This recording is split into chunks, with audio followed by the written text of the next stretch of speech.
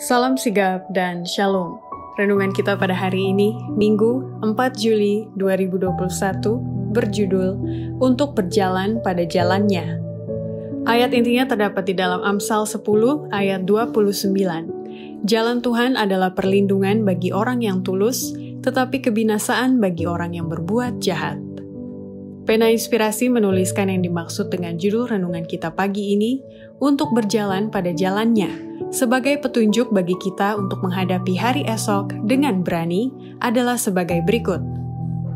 Pertama, orang yang berjalan pada jalan Tuhan tidak akan mengikuti pendapat-pendapat dunia untuk memenuhi jalan kehidupannya menuruti ukuran dunia, tetapi ia akan lebih bergantung sepenuhnya pada Kristus. Orang yang mau melayani Kristus tidak boleh mengikuti pendapat-pendapat dunia untuk memenuhi ukuran dunia. Jalan surga terlalu sempit untuk dilalui orang-orang berpangkat dan kaya, terlalu sempit untuk permainan ambisi yang memikirkan diri sendiri, terlalu curam dan kasar untuk didaki para pecinta kesenangan. Kerja keras, kesabaran, pengorbanan, celaan, kemiskinan, pembantahan orang-orang berdosa terhadap Kristus adalah bagiannya, dan itu harus menjadi bagian kita jika kita mau memasuki Firdaus Allah. Kedua, orang yang berjalan pada jalan Tuhan tidak akan mencari kesenangan dunia dengan mengikuti kesombongan dan cita-cita duniawi, serta hidup dengan sifat mementingkan diri sendiri. Kita boleh menganggap senang untuk mengikuti kesombongan dan cita-cita duniawi, tetapi akhirnya adalah kesakitan dan duka cita. Rencana-rencana mementingkan diri dapat memberikan janji-janji yang menyenangkan dan menyodorkan pengharapan sukacita, tetapi kita akan menemukan kebahagiaan kita diracuni dan kehidupan kita dipersukar oleh pengharapan-pengharapan yang berpusat kepada diri. Di jalan yang menurun, pintu gerbang boleh jadi dihiasi dengan bunga-bunga, tetapi duri-duri ada di jalan.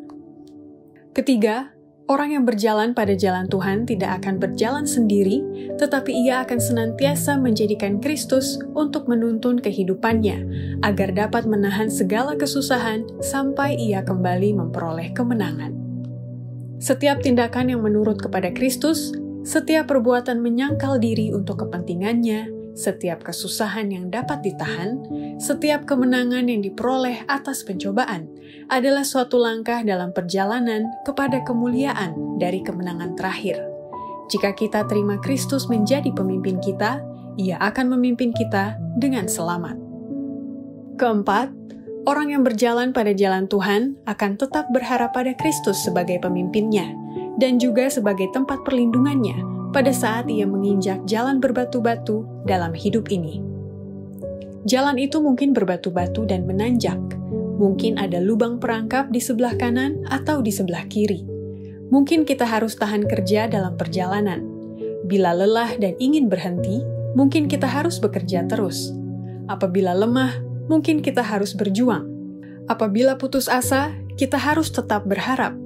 Tetapi dengan Kristus sebagai pemimpin kita, akhirnya kita tidak gagal mencapai tempat berlindung yang dirindukan. Kristus sendiri telah menginjak jalan berbatu-batu itu sebelum kita dan telah melicinkan jalan untuk kaki kita. Demikianlah renungan kita pada hari ini. Kiranya Tuhan memberkati kita semua.